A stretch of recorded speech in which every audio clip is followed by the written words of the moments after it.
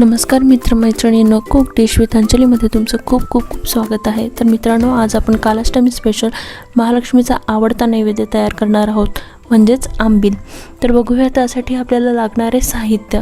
आंबीलसाठी लागणारे साहित्य आपण घेतलेले आहे ज्वारीचे पीठ। ज्वारीचे पीठ तयार करण्यासाठी ज्वारीला आधी भिजवून ठेवले होते आणि नंतर त्याला सावलीमध्ये वाळवून त्याची भरड अशी काढून घेतलेली आहे। ताक, हे आंबट पण घेऊ शकतो, गोड पण घेऊ शकतो। नारळाचे तुकडे, ड्रायफ्रूट्समध्ये मी इथे खजूरसुद्धा घेतलेला आहे। नंतर काजू, बदाम, आपल्याला जे वाटेल ते ड्रायफ्रूट्स। फोडणीसाठी लागणार आहे मोहरी, जिरं, आलं लसणाची पेस्ट, हळद, इथे शेंगदाण्याचा कूट घेतलेला आहे, मिरची, कढीपत्ता, मीठ आणि तेल। तर मित्रांनो, हे मी सगळं लहान याच्यात दाखवत आहे, लहान क्वांटिटीमध्ये, पण मी करताना खूप मोठ्या क्वांटिटीमध्ये केलेलं आहे। पहिल्यांदा आपण एका गांजामध्ये ताक घेणार आहोत।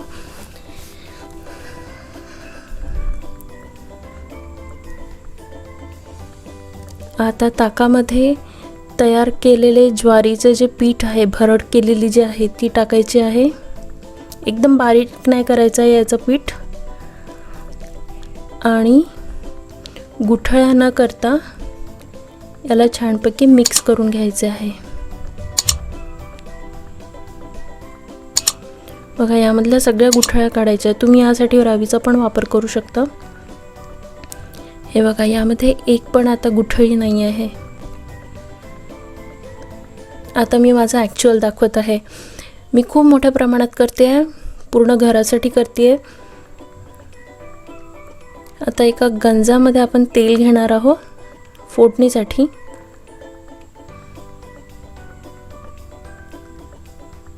तेल छान गरम झालं की त्यामध्ये जिरे मोहरी घालायचे। जिरे मोहरी छान तडतडली,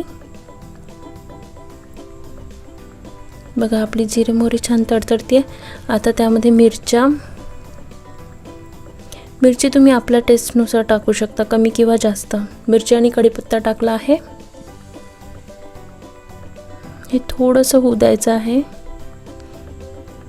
परतून घ्यायचं छान।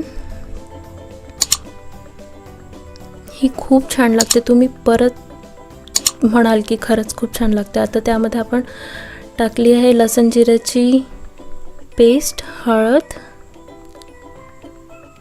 आणि छान परतवून घ्यायचं आहे। शेंगदाण्याचा कूट टाकलेला आहे आणि खोबऱ्याचे तुकडे, ड्रायफ्रूट्स, हे छान होऊन द्यायचं आहे। आता जे आपण मिश्रण तयार केलं होतं ताकाबरोबर, ते सुद्धा घालायचं आहे आणि याला कंटिन्युअसली चालवत राहायचं आहे। चालवलं नाही तर यात गुठळ्या होतील।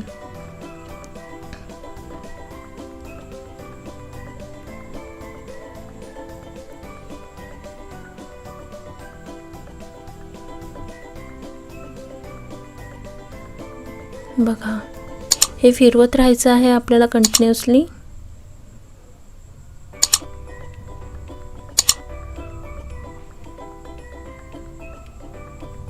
आणि गुठळ्या होऊ द्यायच्या नाही आहे। बघा, थोड्या वेळाने ह्यामध्ये आता घट्टपणा येतोय।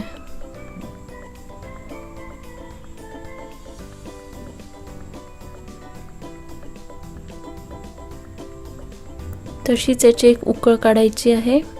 उकळ येत राहिली की त्यामध्ये झाकण ठेवायचं आहे।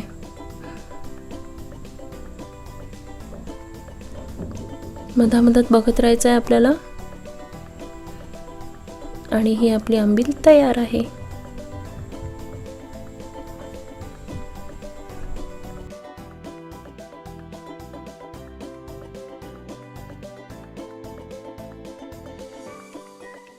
तर अशाच नवनवीन रेसिपींसाठी तुम्ही माझ्या चॅनलला लाईक करा, शेअर करा आणि सबस्क्राईब करा।